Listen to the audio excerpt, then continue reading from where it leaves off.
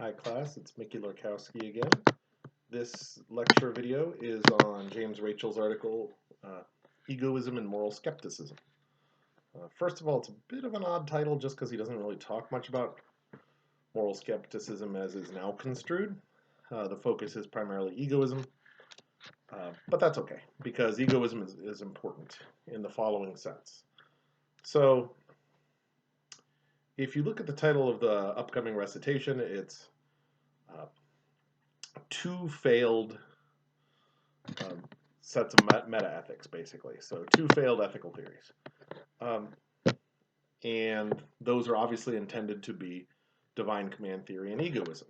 Now, why are we talking about failed theories? First of all, and most importantly, it's because people have what you might think of as a knee-jerk reaction when talking ethics. Well, what makes an act right or wrong? Might try to connect it with religion in the ways that we saw last video involving divine command theory. But another very common way is to basically say, well, why ethics at all? Why care about other people? And if you start having those kind of thoughts, what you're really talking about isn't no ethics at all.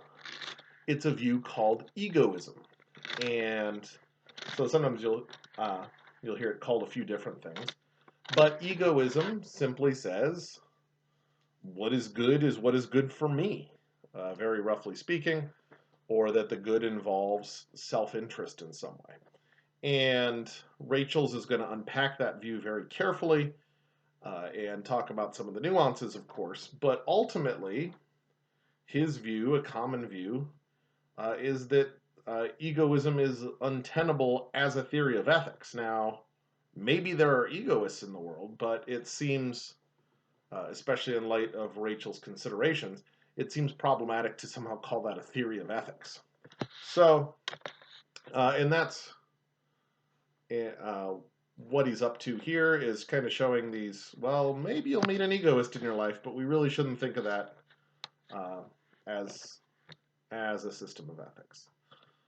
But not to get too far ahead of ourselves, I'm just going to briefly cover some of the main points in Rachel's. Again, these lectures are not a replacement for the reading, so make sure you're still doing those. It's all fair game for the final. I'm sorry, for the exams. So let's talk about some of the nuts and bolts Rachel's introduces here to arrive at his conclusion. The first and very important one is this distinction between psychological egoism and ethical egoism. So it's important for Rachel's article, but it's also going to help us introduce one of these distinctions we need to know in the course. So psychological egoism is a claim about how things are. That is, it's the claim that everyone is motivated by self-interest. So that's psychological egoism. Notice that doesn't have any kind of should. Instead, it's just describing how humans are programmed, or at least that's the intent.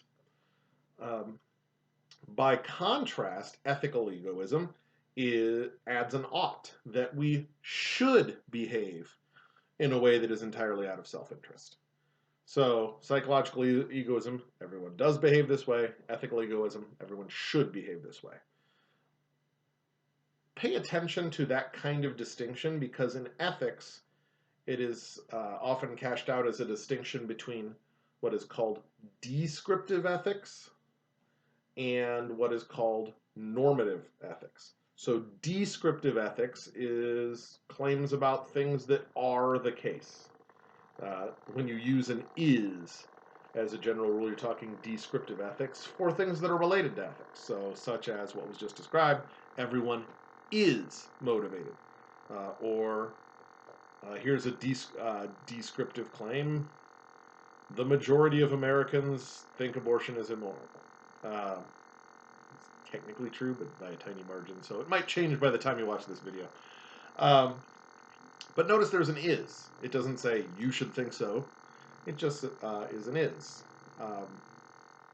So when we're talking about things relevant to ethics but don't have any should or ought or must, and are just talking about the way something is, we are talking descriptive ethics. So you might think of psychological egoism as descriptive egoism.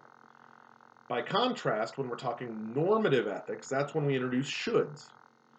You should be an egoist, or you should not punt toddlers, or you should not get an abortion, etc. So as soon as we shift from is to should, we've moved the discussion from descriptive ethics to normative ethics. So you could think of what he calls ethical egoism as normative egoism. In general, these kind of distinctions, if I say they're important, we're going to use them throughout the course. You should consider them as required, so make sure to post any questions you have about this. But back to the Rachel's article. First of all, he's going to point out that psychological egoism seems false.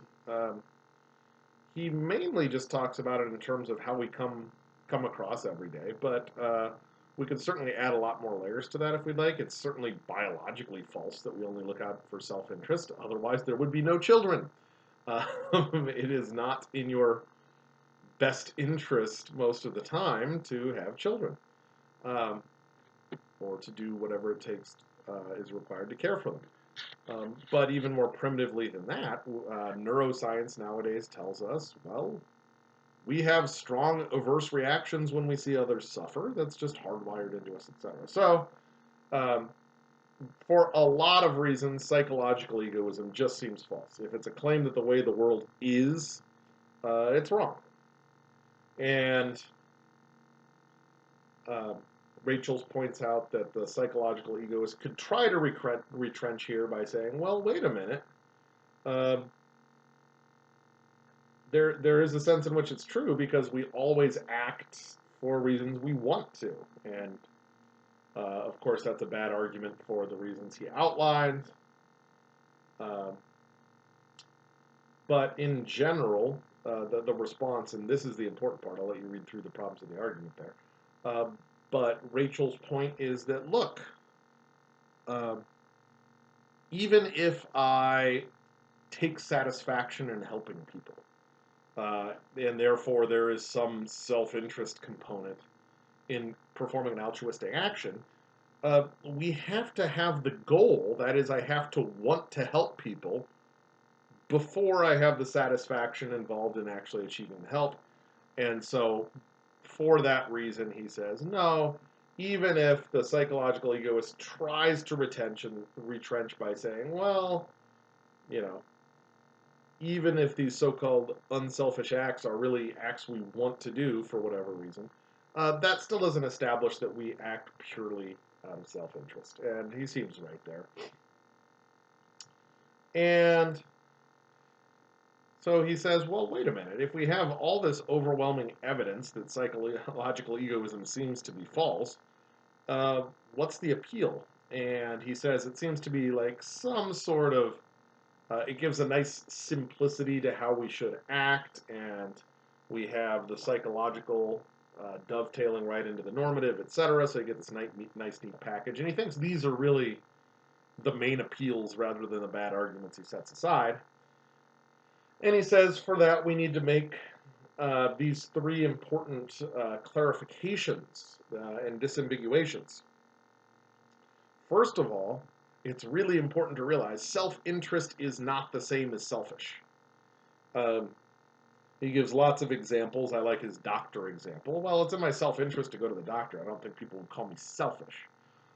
Selfish happens when we ignore the interest of others when we shouldn't. So, if I cut in line to see the doctor, that might be selfish. And so one could be self-interested without being selfish. That is, one can be self-interested without being an egoist. So even if you establish that we're all self-interested in some way, that doesn't get us very close to egoism at all. The other two problems just have to do with a false dichotomy. The egoist thinks as if there's only two possibilities when in fact there are multiple. So, for instance, the egoists very commonly assume we must act either selfishly or other-regarding, or altruistically if you like. But in fact we can do both, and we do both all the time. We do things that are self-interested that help others. I enjoy teaching philosophy, and so I don't think of myself as being an egoist for picking a career I like. And I think my career helps others, and I take pleasure in the fact that it helps others. And so there's a lot more nuance here than the egoist can seem to account for. And then, very similarly, it assumes that acting in their own interest is somehow incompatible with acting for the welfare of others. I mean, think of political elections. Well, if you help all your constituents, you're probably going to get reelected, etc. And so the world just doesn't sort in the way the egoist seems to need it to. And so, where does this leave us? Um, the more important stuff is the second half, but we could really summarize it in a few points. First of all, uh, egoism doesn't seem to be the kind of ethical theory that the egoist would want everyone to do. Well, I want to do things that just help me, but I kind of don't want everybody else to do that. So, well, maybe I want to get away with stealing, but I don't want everyone to get away with stealing because that hurts me. So that's a worry. But as Rachel's points out, it's not a super serious worry because, well, maybe it's just not universalizable. But there's no reason to think egoists want to universalize it. Having said that, let's pause here. There is some intelligent disagreement about this. I think Nietzsche gives a pretty good series of arguments for why we might want to universalize egoism of a certain sort. But set that aside, because the more important point is the second one. The second one is to say, and Rachel's probably doesn't hit this as hard as he really should. If you really unpack what Rachel says, it's a very important point, is that, well, most of us consider the welfare of other human beings to be an intrinsic good. That the example he gives is, well, why shouldn't I light the fire? Because other people are going to get severely hurt. That should be a good enough reason. We shouldn't need the second question the egoist asks, which is, why should we care about other people? Now, let's pause here. That's about all Rachel says explicitly about it, but think of how powerful that is.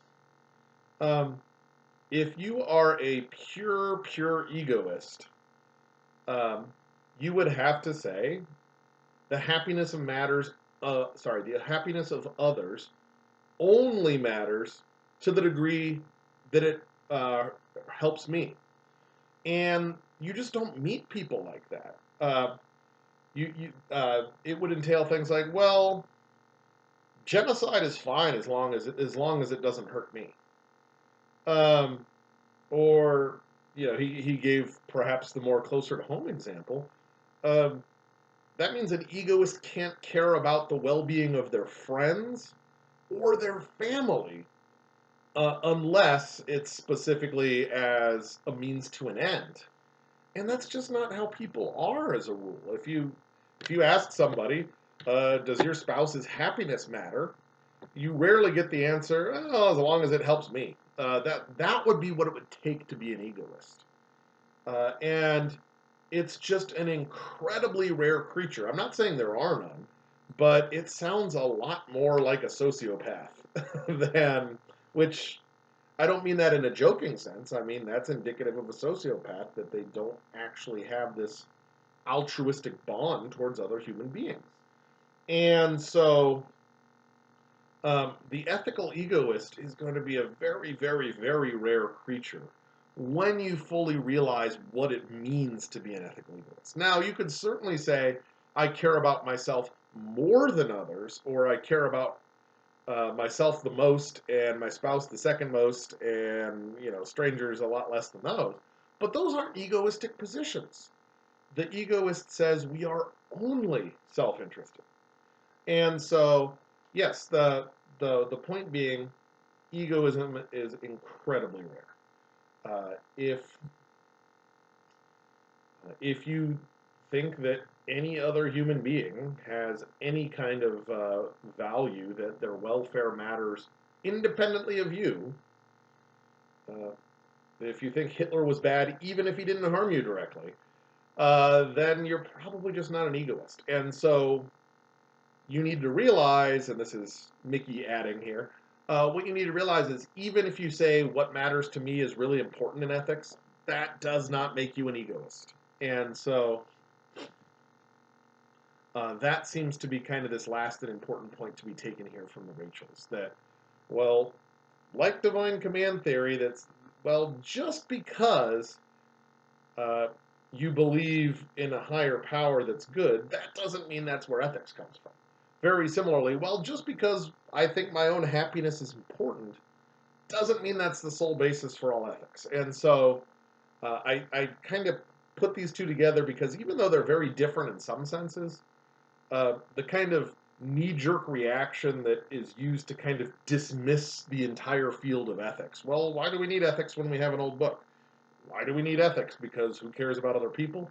Those are oversimplifications, and to the point that they're probably caricatures. And we just need to dig a little deeper, set aside the caricature view, dig a little deeper into ethics. And so that's what we're going to start doing. The next few topics are going to introduce some layers of difficulty. Well, let's say we do care about some other people. Um, to what degree and how do we act based on that care is something that's going to be front and center in the trolley problem, which we'll talk about next time. See you then.